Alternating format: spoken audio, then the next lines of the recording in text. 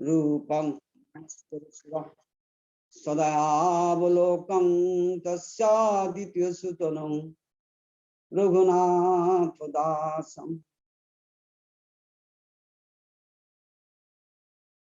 आनंद तीर्थ नामा सुखमय धामा यतिर्ज्यात् संसारार्णव तरणिं यमिया जनाः कीर्तयन्ति बुधाः राधा चिंतनिवेशनो यस्य कान्तिर्विलोपिता श्री कृष्ण चरणं वन्दे राधालिंगित विग्रहम्।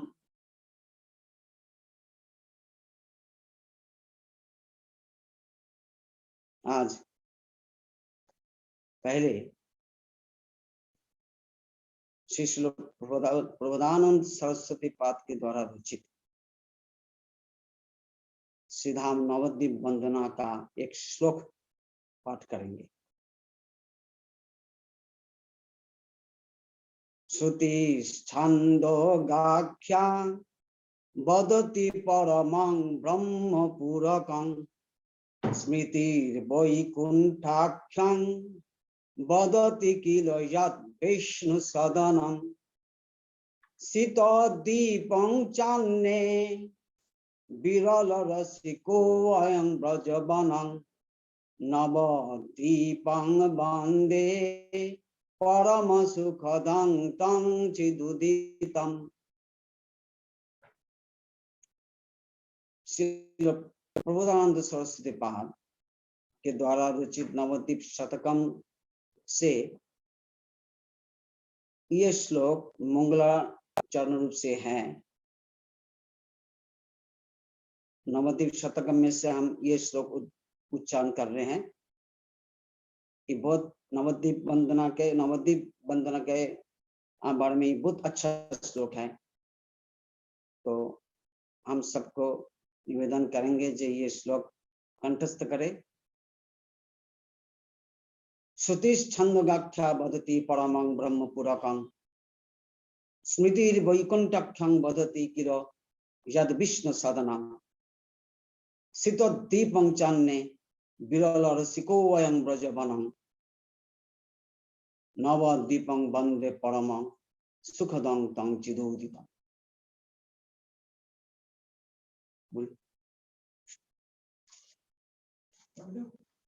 श्रुति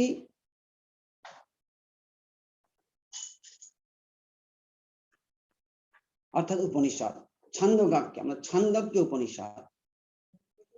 छंदज्ञ उपनिषद नवद्वीप धाम को ब्रह्मपुर रूप से कहते हैं एवं स्मृति अर्थात पुराणादि शास्त्र नवद्वीप धाम को विष्णु सदन मतलब विष्णु भवन वैकुंठ रूप में बताते हैं। शीतोद्दीपं चान्ने और दूसरी कुछ शास्त्र है जिसमें नवद्वीप धाम को शीतोद्दीप अर्थात श्वेतोद्दीप रूप से कहते हैं। विरल रसिकोऽयं ब्रजवनं विरल रसिक व्यक्ति ये धाम को ब्रजवन रूप से कहते हैं। ऐसे नवद्वीप धाम परम सुखदान परम सुखदायक नवद्वीप धाम को हम वंदना करते हैं। अभी हम यहाँ पर कुछ विचार हम लोग श्रवण करेंगे, कुछ विचार के बारे में श्रवण करेंगे। जैसे यहाँ पर कहा था शीतोद्दीपं चान्ने, शीतोद्दीप मतलब श्वेतोद्दीप। जैसा ब्रह्म संहिता में हम एक लाइन देखते इस प्रकार, श्वेतोद्दीपपतिं कृष्णं गोलोकस्थं परात् परम। यहाँ पर श्वेतोद्दीपपति कृष्ण, कृष्ण का ब्रह्म संहिता में श्वेतोद्दीपपति रूप से कहा जा रहा है। अब ये श्वेतोद्दीप का मतलब क्या है? फिर क्या है? गोलोकस्थं परात्परम कृष्णं, जो गोलोक में रहने वाले परात्पर जो श्री कृष्ण है वो श्वेतोद्दीपपति भी है।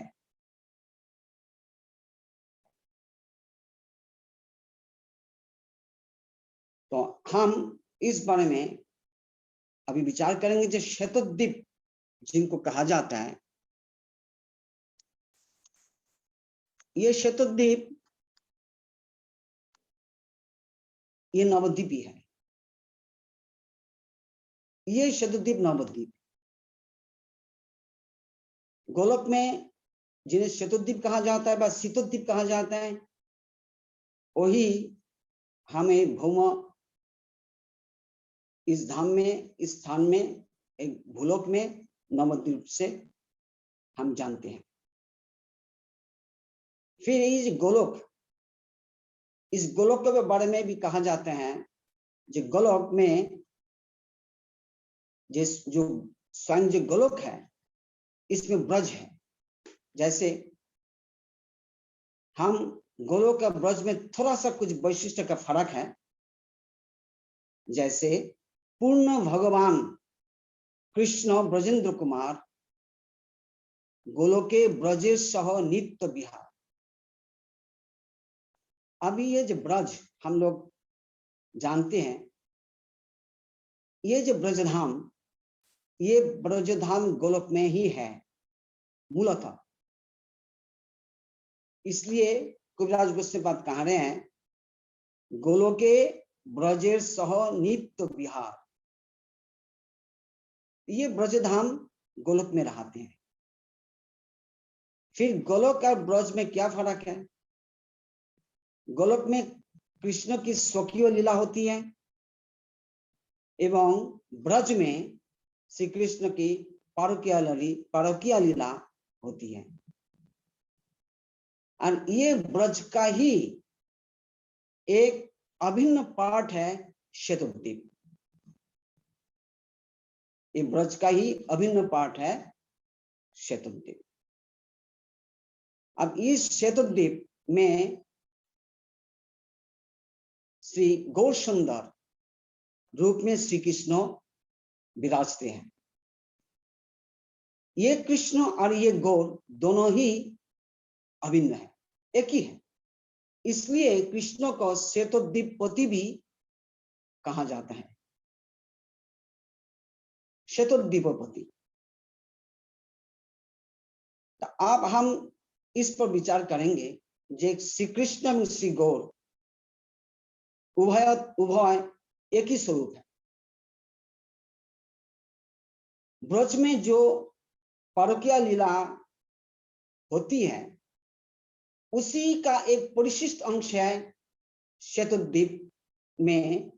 परिशिष्ट लीला श्वेतोद्दीप में संपन्न होता है। अब हम यह श्वेतोद्दीप एवं नवद्वीप एवं ये ब्रज गोलोक में जो ब्रज है, अब इस धाम में जो उसका नाम एक ही रहता है, ब्रज। हम ये देखेंगे जे गौर एवं कृष्ण दोनों स्वरूपतः एक ही है एवं दोनों ही मधुर रस का आस्वादन करते हैं। लेकिन इसमें कुछ वैशिष्ट्य है। जैसे श्री कृष्ण जब माधुर्य बलवान, जिसमें बलवान होता है वही होता है कृष्ण पीठ, और वही श्री कृष्ण स्वरूप रहते हैं। एवं जहां पर औदार्य बलवान होते हैं, जिस मधुर रस में औदार्य बलवान होता है, वहां गौर स्वरूप विराजमान है, वही गौरपीठ है या श्वेतोद्दीप है। इस प्रकार ही ये विचार है। अभी कृष्ण का जो गण होते हैं, जो कृष्ण का जो पार्षद लोग होते हैं, इन लोग माधुर्य प्रधान औदार्य का आस्वादन करते हैं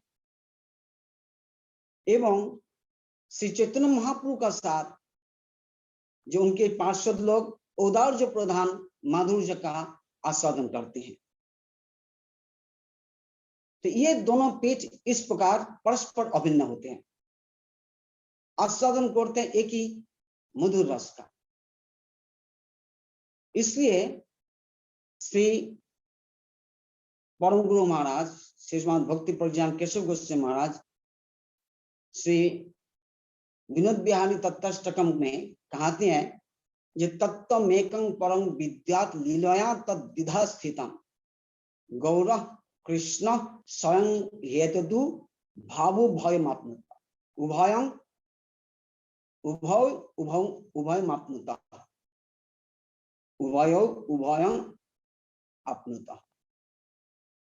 अर्थात गौर एवं कृष्ण तत्वतः एक है, लीलाया तद्विधा स्थितम, लीला का आधार से वो दो रूप से विराजमान होते हैं एवं दोनों गौर कृष्ण ही गौर ही कृष्ण स्वरूप प्राप्त होते हैं एवं कृष्ण ही गौर स्वरूप प्राप्त होते हैं।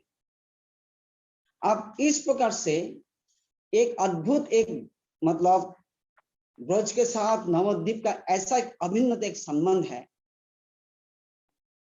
जिस संबंध का आधार पर ही हमारे परम गुरु महाराज श्री राधा विनोद बिहारी एक विग्रह का प्रकट किया। राधा विनोद बिहारी मतलब यहाँ पर एक तत्व सिद्धांत, तो क्या तत्व सिद्धांत में यहाँ पर है, इस प्रकार है राधा विनोद। राधा विनोद मतलब श्रीमती राधा रानी का जो सुख आस्वादन होता है। हम देखते हैं सर्व गोस्वामी कर्चा में श्री राधाया प्रणय महिमा कीदृश बाण कीदृश बा अनैवा शब्द जनाद्भुत मधुरिमा कीदृश बा मदीय सौखं चस्सा मदन भवतः कीदृशं वितलोभात् तद भवाड्ड समजनी शचि गर्भ सिंधौ हरिंदु।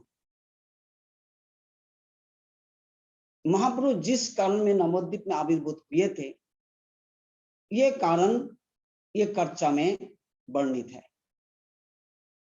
इसमें हम देखते हैं सौखं चस्सा मदन भवतः कीदृशं वितलोभात् अस्सा राधाया, श्रीमती राधा ने का किस प्रकार का सुख अनुभव होता है। मदन भवता कृष्ण का अनुभव से, यह है राधा विनोद, राधा का सुख।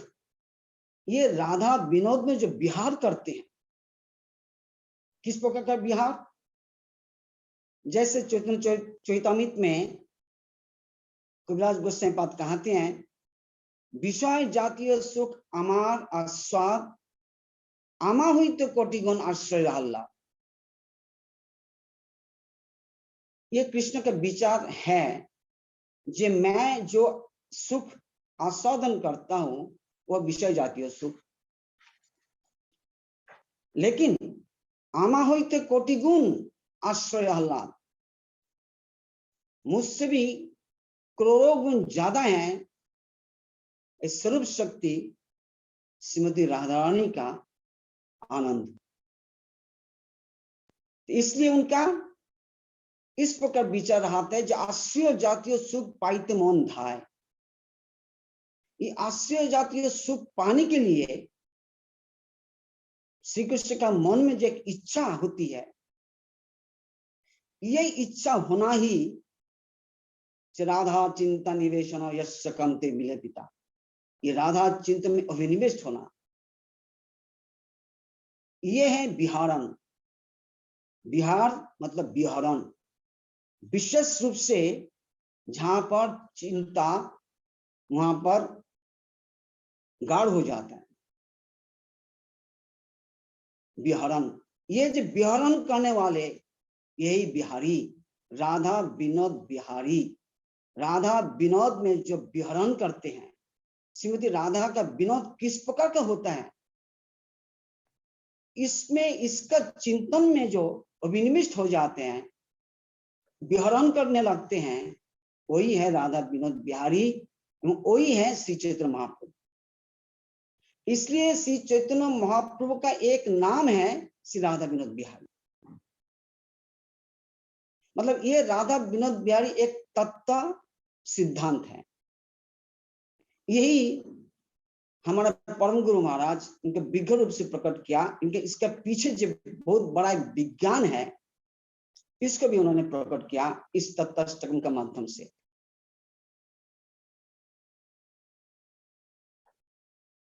श्री विश्वनाथ चक्रवर्ती ठाकुर जी श्री स्वप्न विलासामृत अष्टकम, इसमें भी वो उन्होंने यही चीज बताया, जो श्री कृष्ण का एक जो रूप है श्री गौरसुंदर, जिनमें श्री राधा एवं कृष्ण दोनों का ही समावेश है। इसलिए कहा जाता है रसराज महाभाव, दोनों स्वरूप उसमें गौरसुंदर में विराजमान है। रसराज मतलब श्री कृष्ण, महाभाव मतलब श्रीमती राधा रानी। इसलिए ये जो श्री राधा विनोद बिहारी, ये ऐसा एक तत्व है जो श्री कृष्ण लीला एवं गौर लीला दोनों में एक योग सूत्र बनता है। योग सूत्र मतलब एक ही राधा विनोद बिहारी की उपासना के द्वारा जीव कृष्ण लीला एवं गौर लीला दोनों का ही उपासना हो जाती है। हम देखते हैं जे श्री नरोत्तम ठाकुर जी कह रहे हैं, नरोत्तम ठाकुर जी का कीर्तन में हम देखते हैं, हिताय चैतन्य मिले शेथा राधा कृष्ण। मतलब एक ही साथ, हिताय चैतन्य मिले शेथा राधा कृष्ण। हिता मतलब ये नवद्वीप धाम, ये शतद्वीप धाम, ये ब्रज का जे और एक प्रकट होता है, वहां पर चैतन्य मिलता है। हिताय चैतन्य मिले शेथा, शेथा मतलब ब्रज में शेथा राधा कृष्ण। बात ही है, ये ऐसे एक उपासना है नवद्वीप धाम में श्री चैतन्य महाप्रभु आविर्भूत होकर ऐसी एक उपासना के बारे में उन्होंने बताया, जिस उपासना के द्वारा जीव एक ही साथ श्री चैतन्य महाप्रभु के प्रकट स्थान नवद्वीप धाम या गौरपीठ में उसका अवस्थान हो सकता है, फिर एक ही साथ कृष्ण पीठ में भी उसका अवस्थान हो सकता है। इसलिए कहते हैं ये हिताय चैतन्य मिले शेथा राधा कृष्ण। तो नवद्वीप धाम इस प्रकार के हैं।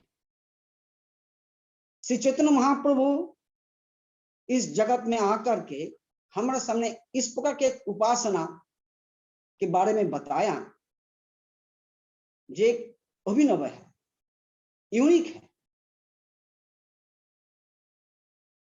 हम इस नवद्वीप धाम के बारे में इसलिए हमेशा हम सुनते हैं जो अभिन्न है। अभी एक विचार हम लोग सुनेंगे, जिस विचार में हम देखेंगे जिस जीव गोस्वामी बात जब नित्यानंद प्रभु के साथ पूरा नवद्वीप धाम परिक्रमा की, तब उन्होंने नित्यानंद प्रभु के पास एक प्रश्न पूछा, जे प्रभु अब मुझे बताइए, नवद्वीप धाम और वृंदावन धाम एक ही है, अभिन्न है? मैं इसको अच्छे से समझ भी रहा हूं और इसमें कोई मेरा संशय नहीं है। तो फिर भगवान आप मुझे क्यों वृंदावन भेजना चाहते हैं? ये तो वृंदावन है, फिर आप मुझे क्यों वृंदावन भेज रहे हैं? तब नित्यानंद प्रभु उन्हें बताया। बहुत अच्छा प्रश्न तुमने किया। देखो, वृंदावन धाम है रसपीठ, वृंदावन धाम रसपीठ है, लेकिन उस रस में अधिकार सबको नहीं मिलता है। श्री कृष्ण उन्होंने राग मार्ग के एक प्रकट किया ब्रजधाम में, लेकिन उस रस में अधिकार साधारण जीव का होना प्रायः असंभव है। इसलिए श्री कृष्ण गौर स्वरूप में नवद्वीप धाम आकर के इस प्रकार की उपासना प्रकट की, संकीर्तन यज्ञ उन्होंने प्रकट की। संकीर्तन यज्ञ वहां पर इसलिए उन्होंने प्रकट किया जिससे आदमियों का उस रस में अधिकार मिल जाए। उस रस में अधिकार देने के लिए ही महाप्रभु सपार्षद नवद्वीप धाम में आविर्भूत हुए थे। यहां तक उन्होंने शीतद्वीप को इसमें प्रकट किया। शीतद्वीप के साथ सहो नवद्वीप अवतरी, नवद्वीप के साथ उन्होंने अवतरण किया। इसलिए नवद्वीप धाम अत्यंत वैशिष्टपूर्ण होता है। जी, इस नवद्वीप धाम आश्रय करने से ब्रजरस में अधिकार मिल सकता है।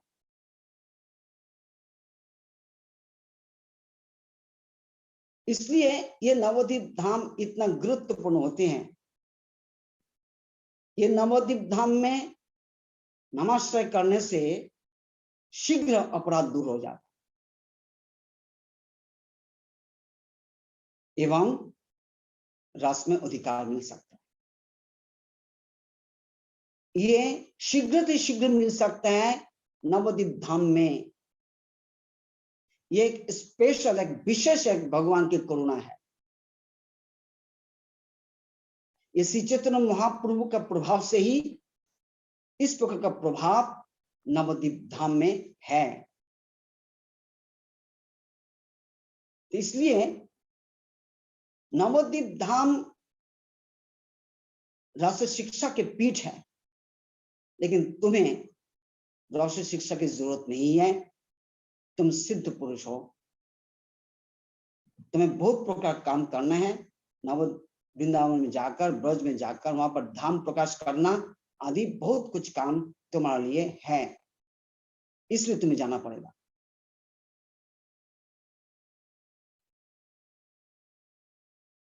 हम इस बारे में देखते हैं, श्री कविराज गोस्वामी पाद भी इस बारे में कुछ विचार प्रकट करते हैं। ये जैसे गौर नाम एवं कृष्ण नाम में फर्क, गौर नाम कृष्ण नाम में वैशिष्ट रहते हैं। गौर नाम मतलब ये नवद्वीप धाम, जैसे ही गौर नाम आ जाता है तुरंत हम समझते हैं ये जो नवद्वीप धाम के जो विग्रह है, अधिष्ठात्री देवता है, वो श्री गौर सुंदर।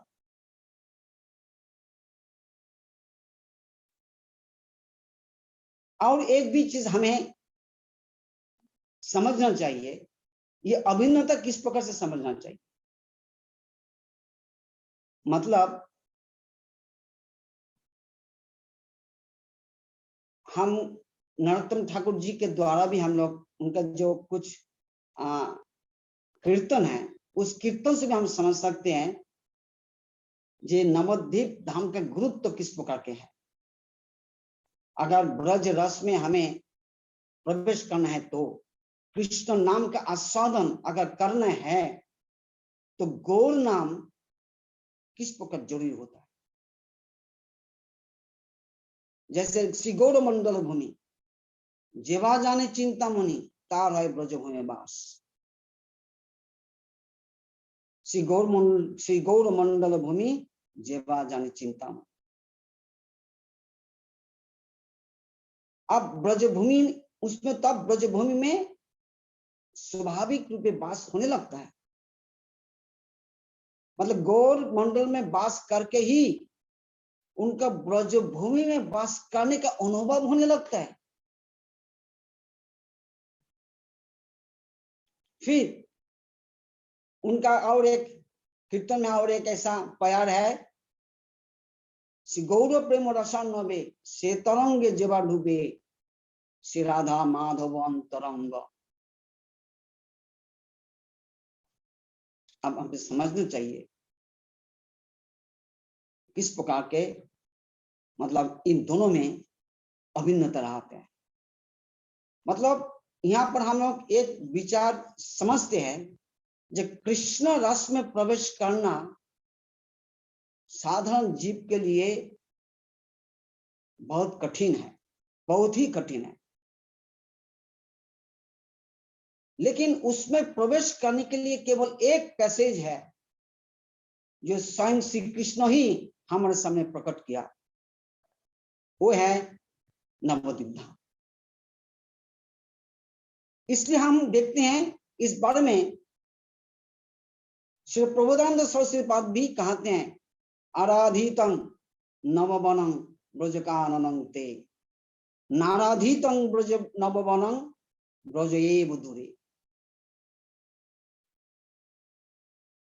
मतलब आराधितं नववनं, नववनं मतलब नवद्वीप धाम। यहाँ पर प्रबोधानंद सरस्वती पाद जी नवद्वीप धाम के बारे में बहुत प्रकार से कहते हैं, नववनं, राधा वनं, गौरांगपुरम, नवद्वीप तो कहते ही हैं। इस बहुत प्रकार का नाम प्रबोधानंद सरस्वती पाद व्यवहार किया है। तो नववनं, नवद्वीप धाम, आराधित नववनं, नवद्वीप का जो आराधना किया है उन्होंने, ब्रज कानन तुम्हारे लिए है। जिन्होंने नवद्वीप की आराधना करते हैं, निश्चित रूप से ब्रज कानन मतलब ब्रजवन मतलब ब्रजधाम उनके लिए है। नाराधित नववनम, और जिन्होंने नवद्वीप धाम की आराधना नहीं किया, जिन्होंने नवद्वीप धाम का आराधना नहीं की, ब्रजएव दूरे, उनके लिए ब्रजधाम सुलभ नहीं है, उनके लिए ब्रजधाम दुर्लभ ही है। इस प्रकार से हम नवद्वीप धाम के महिमा के बारे में हम समझ रहे हैं, देखते हैं। अब हम लोग देखते हैं जी, ये नवद्वीप धाम मतलब यहाँ पर गौर नाम का आश्रय, गौर नाम का आश्रय करना होता है। क्यों होता है? कविराज गोस्वामी पाद इसलिए कहते हैं, कृष्ण नाम कर अपराधेर विचार, कृष्ण नाम करे अपराधेर विचार, कृष्ण बोलिले अपराधीर ना है विकार। कृष्ण नाम में अपराध के बारे में बहुत प्रकार का विचार है। और जो लोग अपराधी होते हैं वो कृष्ण कहने से भी उनका मन में, हृदय में किसी प्रकार का विकार नहीं आएगा। सात्विक विकार, सत्य भाव नहीं जागरूक होगा। तो इसलिए उपाय क्या है फिर? तब कहते हैं जी, चैतन्य नित्यानंदे नहीं ये सब विचार, चैतन्य नित्यानंदे नहीं ये सब विचार, नाम लइते प्रेम ध्यान भय अशोधा।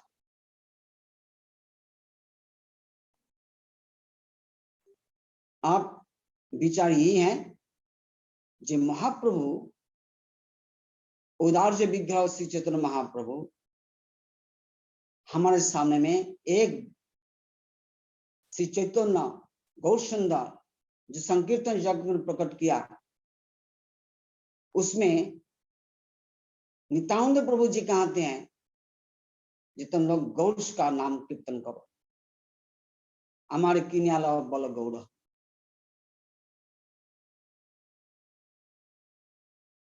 हमारे किन्याला बोलो गौड़। और उसमें वृंदावन दास ठाकुर कहते हैं ये नित्यानंद प्रभु के द्वारा ही भगवत रस का साधन संभव होता है। नित्यानंद प्रभु की कृपा हमारे लिए बहुत आवश्यक है। आप कविराज गोस्वामी पाद कह रहे हैं चैतन्य नित्यानंद नहीं, ये सब विचार मतलब कृष्ण नाम में जिस प्रकार अपराध का विचार रहते हैं,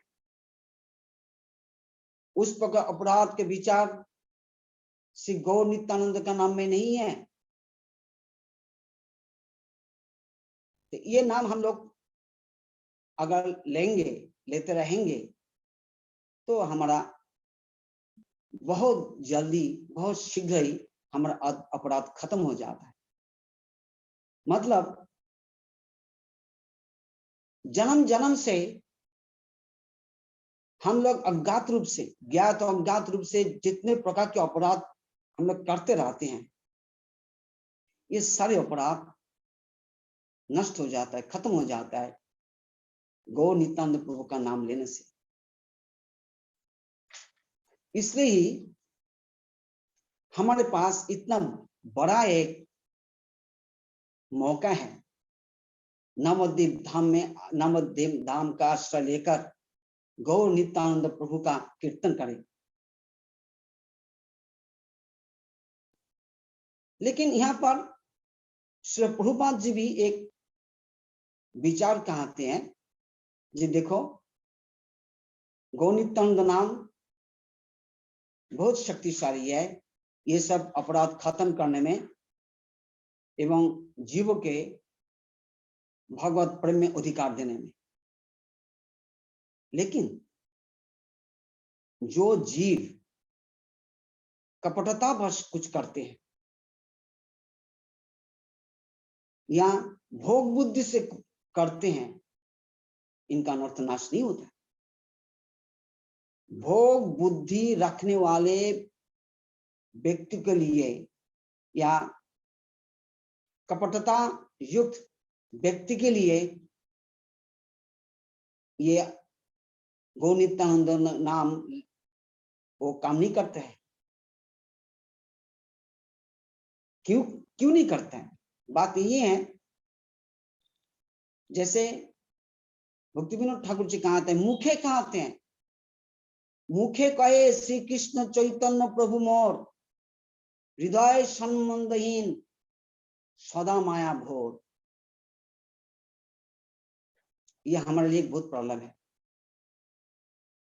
कपटता मतलब इस प्रकार का है, जे कहते हैं मुखे, मुंह से कहते हैं जे कृष्ण श्री कृष्ण चैतन्य मेरा प्रभु है, मुखे कहे श्री कृष्ण चैतन्य प्रभु मोर, मुंह से कहते हैं, लेकिन हृदय संबंधहीन। मूलतः हृदय में अपनापन नहीं है, संबंध नहीं है। सदा माया भोर, सदा माया भोर मतलब जो माया का भोग करना चाहते हैं। जैसे भक्ति विनोद ठाकुर जी के कीर्तन में हम देखते हैं, जे देखते वैष्णवेर मतो आसर शाक्त काजेर बेला। देखते वैष्णवेर मतो मतलब देखने में वैष्णव जैसा लगता है, लेकिन आसर शाक्त काजेर बेला वास्तव में वो शाक्त है। शाक्त मतलब भोगी। श्री प्रभुपाद जी कहते थे, अंतर शक्त बहि शैव सभायांग वैष्णव मता। हमारे कपटता किस प्रकार होती है?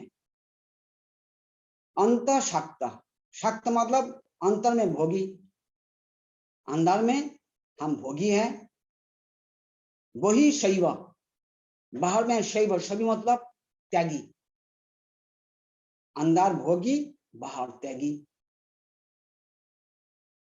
सभायांग वैष्णव मत, और जब सभा होती है मतलब लोगों का सामने में वो वैष्णव मत दिखाते हैं।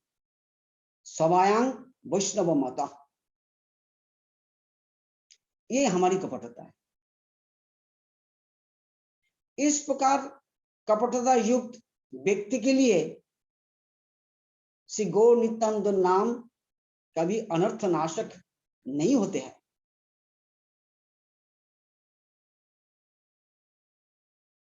हमारे ये समस्या है, बात है कपटता मतलब जैसे किसी का कोई बीमारी है,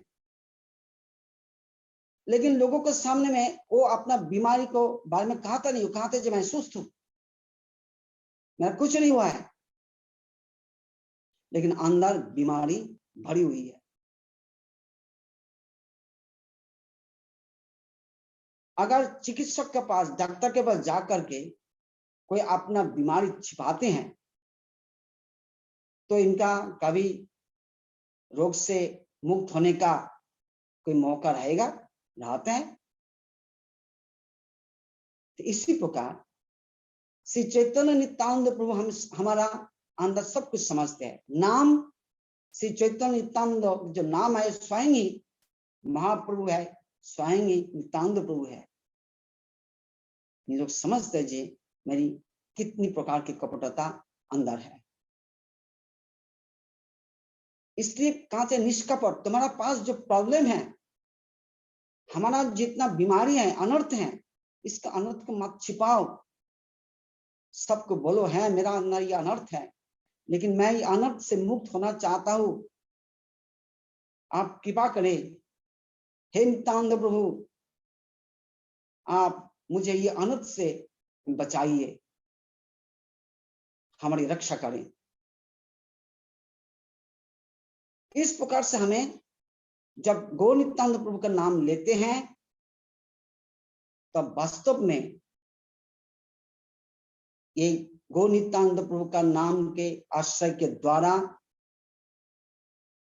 हमारा भगवत प्रेम में अधिकार मिल सकता है। मतलब यही हमारे लिए एकमात्र उपाय है। और शीघ्र मतलब हम ये ना सोचे जो एक दिन में हो जाता है, ये शीघ्र नहीं है। शीघ्रता मतलब फास्टर देन वी डिजर्व, हमारी जो योग्यता है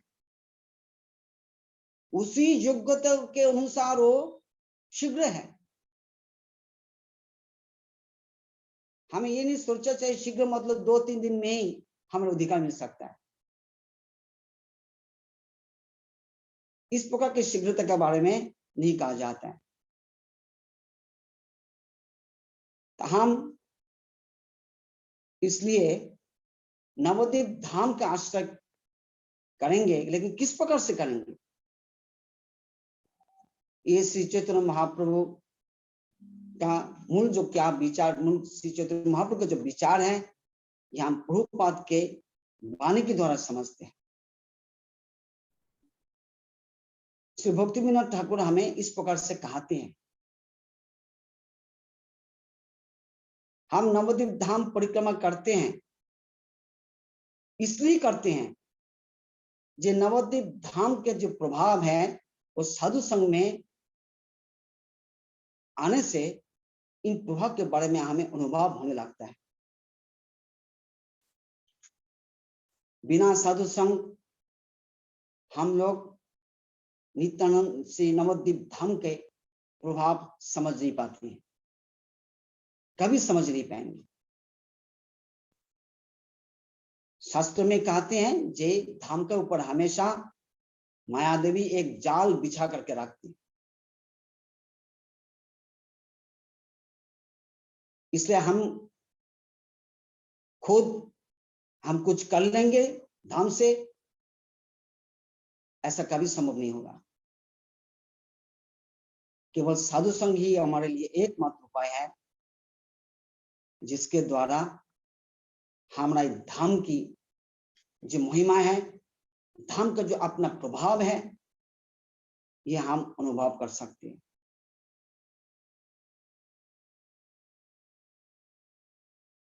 तो यहाँ पर हम ये विचार में देखते हैं जे आज, इसलिए हम हमारा विचार इतना तक रहेगा जो नवद्वीप धाम क्या है, ये गोलोक का ही एक अंश है। तो हमारी ये है जो गोलोक में स्वयं गोलोक एवं ब्रज है, एवं ब्रज का ही एक अंश है जो शतद्वीप कहा जाते हैं। और ये शतद्वीप का ही जगत में हमारे नवद्वीप नाम में प्रकाशित होते हैं। ये ब्रज का ही एक पार्ट है। गोलोक और ब्रज कभी कभी ऐसा लोग समझते हैं जे ब्रज है इस भौम जगत में, ब्रज है भौम धाम, और गोलोक है उचित लोक में। गोलोक में ब्रज नहीं होता है, ब्रज केवल इस जगत में है। और ब्रज में जो जिनका सिद्धि होती है वो गोलोक में जाते हैं। लेकिन कविराज को से बात इस प्रकार का बात नहीं कहती है। कहते हैं गोलोके ब्रजेश हो नित्य विहार, ब्रज के साथ वो हमेशा विहार करते हैं गोलोक में। इसलिए ब्रज गोलोक से बाहर नहीं है। गोलोक में जो ब्रज है वही ब्रज जगत में प्रकाशित होते हैं। श्री कृष्ण वही ब्रज धाम लेकर के प्रकाशित होते हैं। क्यों? वही ब्रज में पारुकिया लीला संपन्न होती है। और हमारे जगत में भगवान पारुकिया लीला का ही आस्वादन किया, स्वकीय लीला नहीं। इसलिए पारुकिया लीला ये रस का एक चरमतम विकास। बहुत लोग के स्वकीय लीला पारुकिया लीला में विभ्रांत हो जाते हैं। लेकिन स्वकीय और पारुकिया लीला में केवल रस का एक उत्कर्षता है। स्वकीय लीला उन्नत उज्जवल रस, स्वकीय लीला में जो मधुर रस है, ये मधुर रस को उन्नत उज्जवल रस नहीं कहा जाता है। केवल पारुकिया लीला में जो मधुर रस है उसी रस को ही केवल उन्नत उज्जवल रस कहा जाता है। श्री कृष्ण इस जगत में उन्नत उज्जवल मधुर रस का ही आस्वादन किया, इसलिए उनको ब्रज के साथ उन्होंने आना पड़ा। गोलोक नहीं, गोलोक वहां पर है, गोलोक की जगह में है। और गोलोक में जो ब्रज के जो पार्ट है उसी ब्रज पार्ट के साथ उन्होंने इस जगत में प्रकट किया। और उसी ब्रज में अधिकार देने के लिए, साधारण जीव को अधिकार देने के लिए ब्रज का जो दूसरा एक पार्ट है नवद्वीप धाम, नवद्वीप धाम में उन्हें स्वपार्षद आकर के गौर लीला प्रकट की। यही दोनों का वैशिष्ट है। हम इस वैशिष्ट के बारे में अच्छे से समझेंगे, तब हमें नवद्वीप धाम का जो गुरुत्व है वो समझेंगे।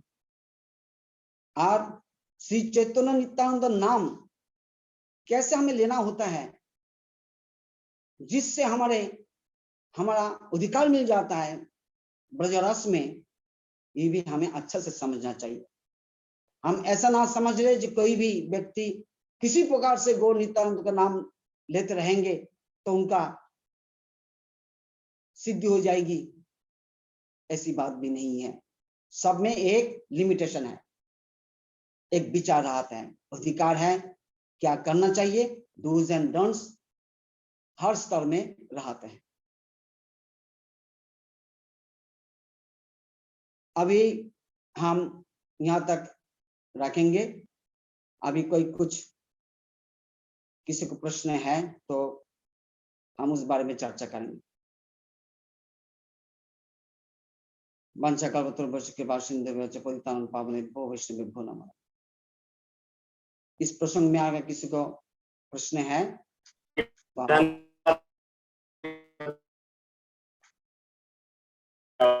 धाम है, नवद्वीप धाम, तो निवेदन है सिलसिले से अगर आपका कोई भी प्रश्न तो आप सकते हैं भक्त लोग, तो आपके पास ऑप्शन है, you can raise your hand और आप अगर आप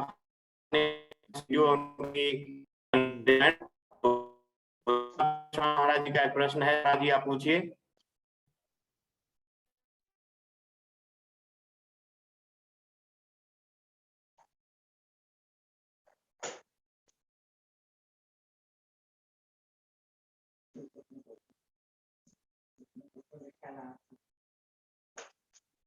हरे कृष्णा। चाहता हूँ, मेरा नेटवर्क में कुछ प्रॉब्लम थी महाराज जी, मैं डिस्कनेक्ट हो गया। महाराज जी प्रश्न पूछ सकते हैं। आपका प्रॉब्लम, आपका वॉइस ठीक से नहीं आ रहा है, आवाज ठीक से नहीं आ रही है। हाँ जी महाराज जी, कुछ नेटवर्क में प्रॉब्लम है। तुरे स्वामी महाराज जी रेज हैंड कर रहे हैं, तो महाराज जी आप प्रश्न पूछ सकते हैं। महाराज जी आप अनम्यूट करिए, तुरे स्वामी महाराज जी अनम्यूट करिए आपके स्क्रीन। हाँ आप पूछिए महाराज जी। आप आवाज आ रही है मेरी? हाँ भैया, दोबारा अनम्यूट करिए, फिर से म्यूट हो गया, आप अनम्यूट करिए। हाँ अभी पूछिए आप। हाँ महाराज जी, मैं ये पूछ रहा हूँ कि हम लोग ये श्रवण किए हैं कि वृंदावन धाम और नवद्वीप धाम अपराकित है, प्रपंचवतीत है, निर्गुण है। तो बौद्ध जीव जो है ये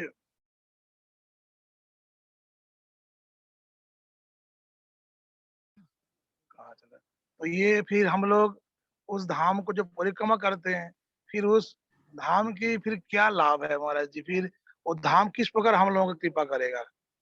क्योंकि वो तो अपराकित धाम है, प्रपंचवतीत है, और वो बौद्ध जीव स्थूल भी है, स्थूल शरीर है, स्थूल मन है।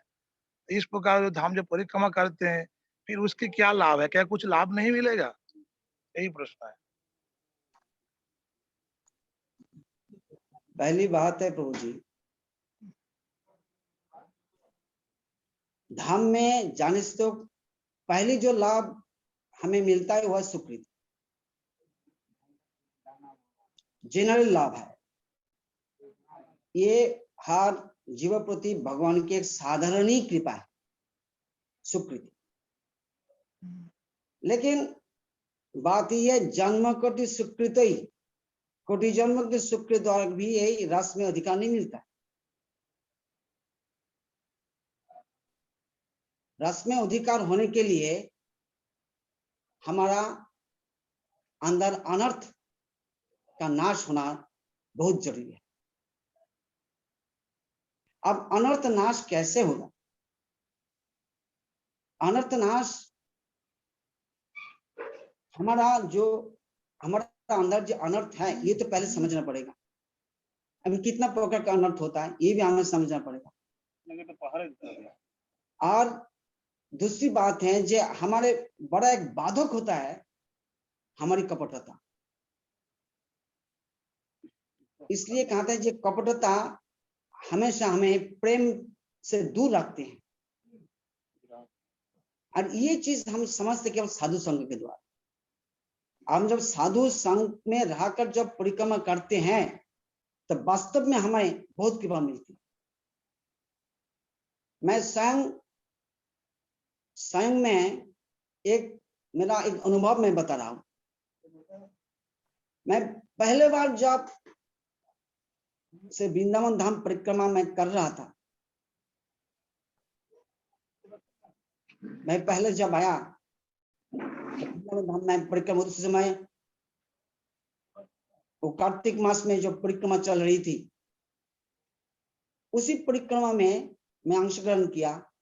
बहुत स्थान में जब भ्रमण करते रहा, तब हर स्थान में जो उसका महिमा कही जाती थी, तो हम देखते थे वहां पर, देखो ये है गाय का खुर का निशान, ये देखो ये कृष्ण का पद चिन्ह है।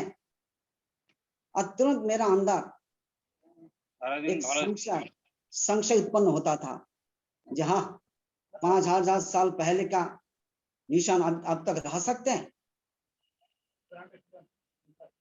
इस प्रकार का एक कुतर्क मेरा अंदर उत्पन्न होता था। और जब महाराज कहते थे, पूज्यपाद नारायण महाराज कहते थे, हम यहाँ पर भ्रमण करते हैं, ये धाम के पास हम ये प्रार्थना करते हैं, जे प्रभु जी ये धाम हमें कृष्ण प्रेम में अधिकार दे।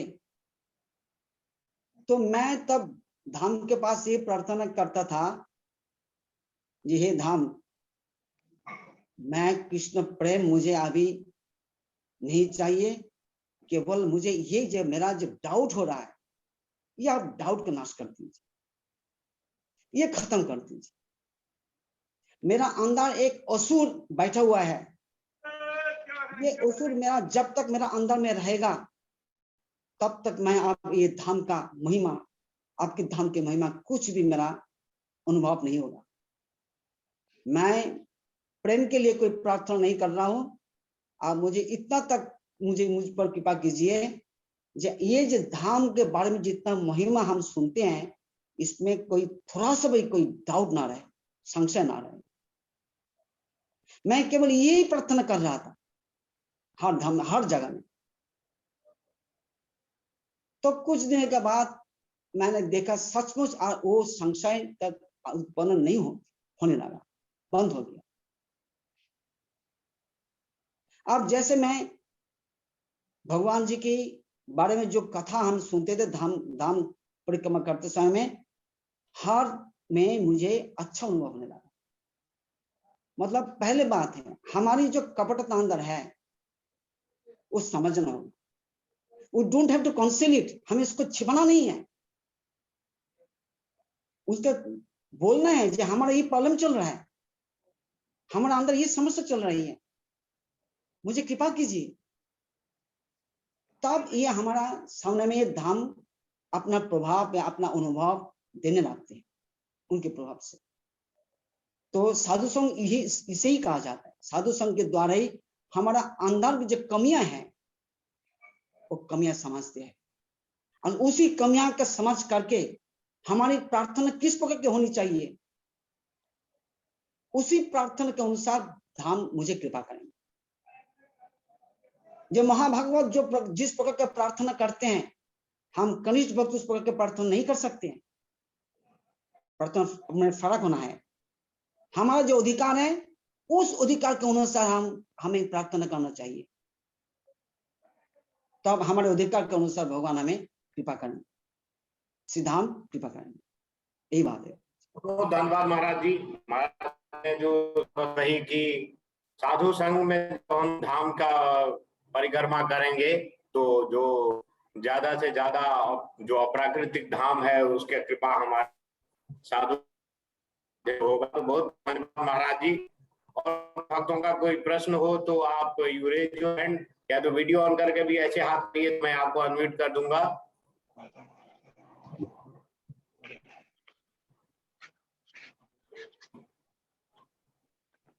तो कोई और भक्तों का कोई प्रश्न नहीं है तो कल का जो अनाउंसमेंट है, महाराज जी की कथा कल होगी। चाहते हैं ठीक है, म्यूट योरसेल्फ। जय कृष्ण प्रभु जी, जय कृष्ण प्रभु जी। हाँ पूछिए। हाँ महाराज धन्यवाद। हरे कृष्ण महाराज। एक्चुअली अब जो अभी ये सॉल्यूशन दिया आपने कि हमारा अंदर जो कपटता है